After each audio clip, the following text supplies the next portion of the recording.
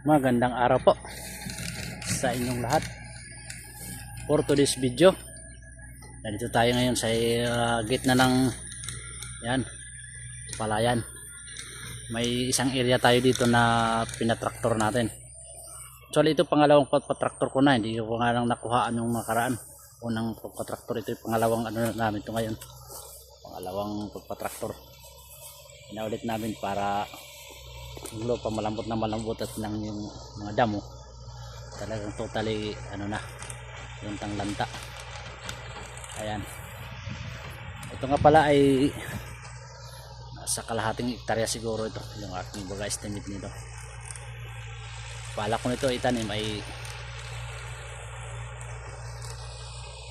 siya nga pala, bago nga pala yan kung bago ka pa lang sa aking YouTube channel David Mix Vlog, paki subscribe naman, like and share and press the notification bell para maging updated ka sa ating mga videos na i-upload. Ayan, ito nga pala bala ko dito itanim kalabasa. Kalabasan namin ito ay pinag ng palay, pinagkapasan tagal anong nakaraang ano pa kapasan Marso. Anong buwan na ngayon? July. Ayan. So ito yung parang sa tingin namin maganda ito. Kung hindi pa ito natataniman dito na kahit anong klaseng gulay. Palay lang palagi tinatanim ito ngayon ay subukan namin. Anong resulta. Hindi ako pinanghinaan ng loob kahit na tulad ng aking upo nung nakaraan. 5 piso na lang talaga ang kilo nun, hindi pa ako binayaran. So ang tira hindi ko na hindi ko na inarbis nga pala yun, iniwan ko na.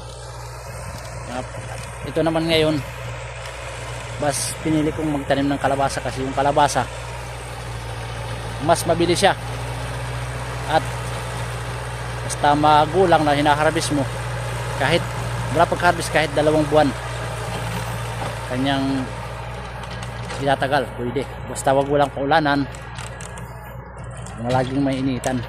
Tago mo lang sa lugar na kung saan safe siya. Kaya mas gusto ko yun ang itanim na. Ayoko na magtanim ng tulad nun sa kalabasa. Kaya lang bili pa kami ng binhi nito, napakamahal kasi ang binhi. Kulang 4,000. Pero di bali na, pupunanan din namin, gagawa namin ng paraan para pag makabili kami nun at makapagtanim na rin.